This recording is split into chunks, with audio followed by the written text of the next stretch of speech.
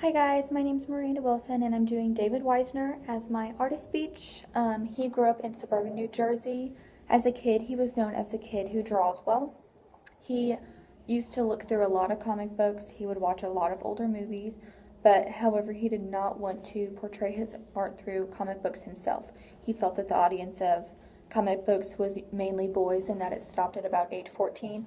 He didn't feel like that was going to be a good idea. He went to the Rhode Island School of Design. This is where he decided that picture books would be the perfect vehicle for him to portray his art. He thought that this would be awesome. His books are translated into more than 12 languages. He's won numerous awards in the U.S. and abroad. He's actually won 3 Caldecott medals, one for Tuesday in 1992, one for The Three Pigs in 2002, and one for Flotsam in 2007. Winning 3 Caldecott medals is a huge deal. Him and only one other person have won 3 Caldecott medals in that award's history.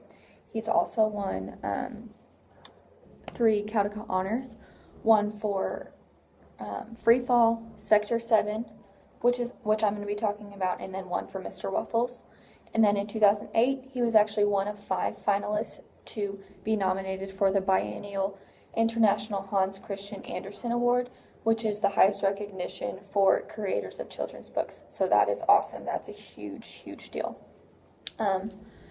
Whenever asked where he gets his ideas for art and how he starts drawing, he said everything starts in a sketchbook.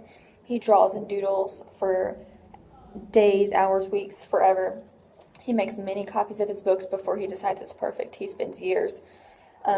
He will go 5-7 years before completing a book because he wants it to be perfect.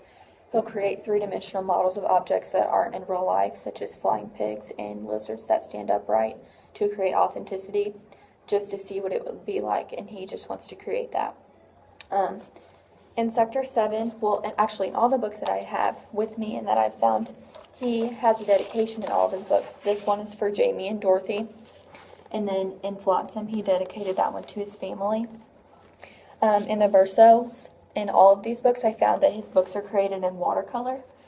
And then, as I told you, he read a lot of comic books as a child, so I did find that in most of his books, there will be like little comic clips. So although he didn't want to be a comic book maker, writer, whenever he grew up, he did, in fact, use that in his books. He also uses double spreads. We see that within here, we also see these more comic book pages. Here's a good double spread. However, he uses line to show emotion within the clouds in this story. There will be a bunch of happy clouds. There will be a bunch of sad clouds. These are happy clouds. These clouds are more surprised. The emotions are harder to see because they're so faint. This cloud is actually a star, but in this one, he creates so much line in this cloud where he actually makes a fish. So I think that's awesome. His books are so magical, and he just creates so much creativity. It's like his books are a dream. So if you ever run across a David Wiesner book, any of his work, it's fabulous. So look him up in the library. I highly recommend him. I have 6 books with me now. He's awesome. Thank you, guys.